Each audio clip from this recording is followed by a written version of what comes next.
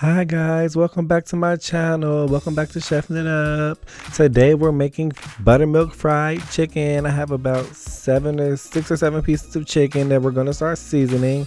Don't you worry, all the descriptions of the ingredients and the measurements will be in the description box below. So we started with salt, and then we moved over to pepper. Next, we're going to go on to Creole season or Cajun seasoning. You can use whatever your favorite seasoning is and season it to your liking. I use 2 tablespoons of each of these seasonings. And I also like the things with a little bit of heat to it. So I used some crushed red pepper flakes, and that didn't come out the way I wanted it to. So you seen that I had to take the top off that thing and pour it how I needed it to. Next up is this garlic powder, and you can use whatever brand seasonings that you like. I just so happen to like whatever tastes good and what I can afford. So now I'm putting in the onion powder, and I love onion. If you notice anything about me, it's gonna be some garlic, it's gonna be some onion powder. Now I added some more heat because I wanted a little bit more kick. It looked like a lot, but it's not. That's cayenne pepper. It wasn't really that spicy once you get to the end. Once you add in all the rest of the ingredients, it really dilutes that spiciness and doesn't push through the way you would think it did.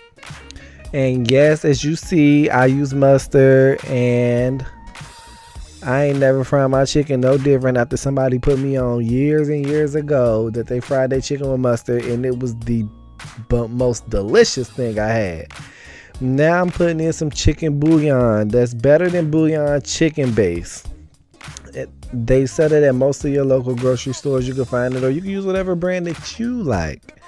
And you want to coat that chicken real nice and really twist it around, turn it around, get them seasonings incorporated. Make sure that penetrate underneath that skin and make it all sopped up, as my girl Stovetop Kisses would say. I love her. Next, I've got 2 lightly scrambled eggs in there. That's going to help everything mold together and bind and seal those seasonings in there. And then it's going to help when you combine it with the buttermilk. It's going to help make sure everything is coated and everything is thick, because you don't want no watery, runny buttermilk marinade. It's not what you want. So I'm about to add in this buttermilk, and let me tell you something about this buttermilk. I went to the store and I bought buttermilk, and then I came home and it had a hole in it. So I had to make my own buttermilk, which is very much so easy to do. It's 2 tablespoons of vinegar or lemon juice or some type of citrus juice to 1 cup of milk. So I use 2 cups of buttermilk, which means I use 2 cups of milk and 4 tablespoons of vinegar. And you let that sit for 5 to 10 minutes, and that's that. You have buttermilk. Now you coat this chicken real nice, and you want to let this sit, let this marinate, let this soak, let the chicken soak up those seasonings, let the buttermilk stick, let it penetrate, let it tenderize that chicken.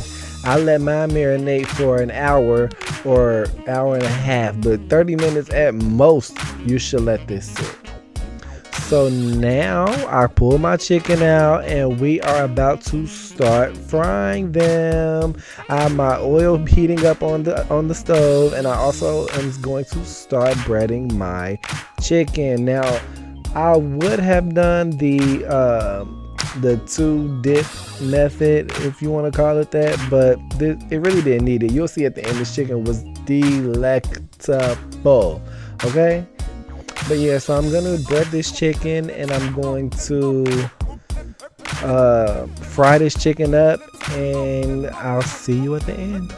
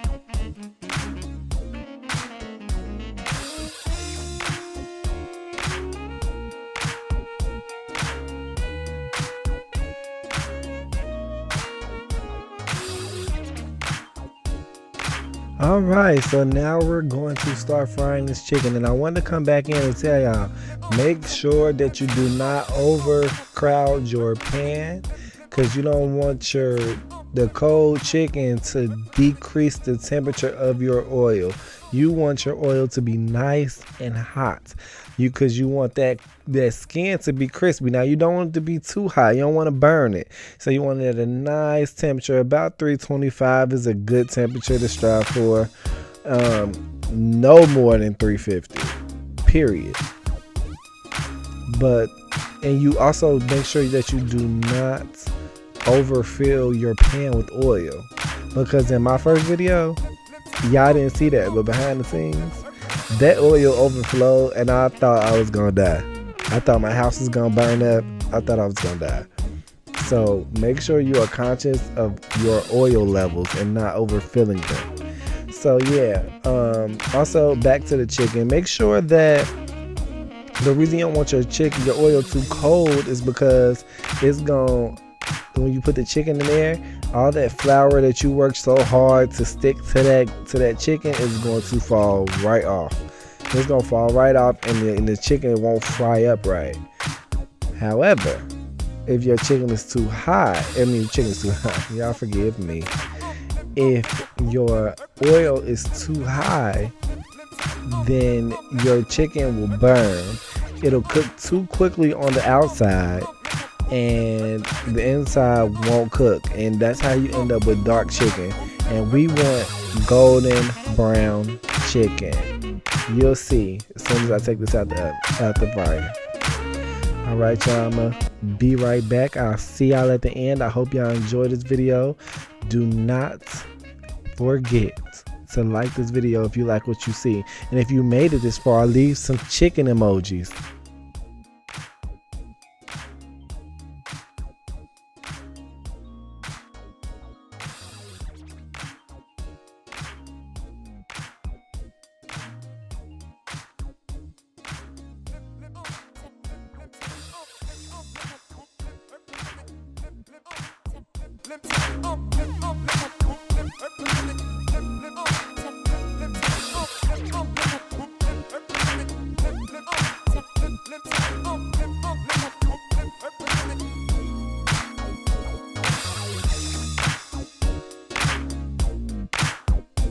Y'all, look at that chicken. That chicken looks amazing. Look at that chicken there. Coming out that fryer now.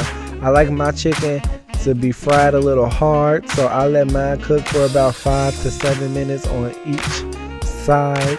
Yes, I like crispy chicken, and I also like it fried hard. You can cook yours to your liking, but that's just my preferences. So we're going to go ahead and do the same thing, repeat those same steps with the next batch of chicken, and I'll see you at the end.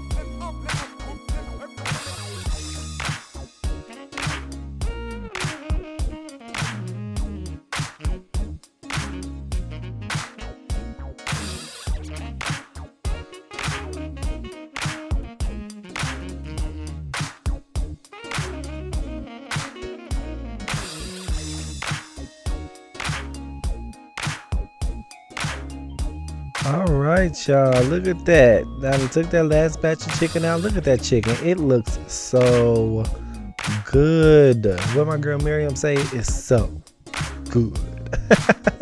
Yes, look at that chicken. All right, guys, I thank you for watching. If you like this video, please subscribe. Make sure you like, comment, and share if you care. Until next time, bye.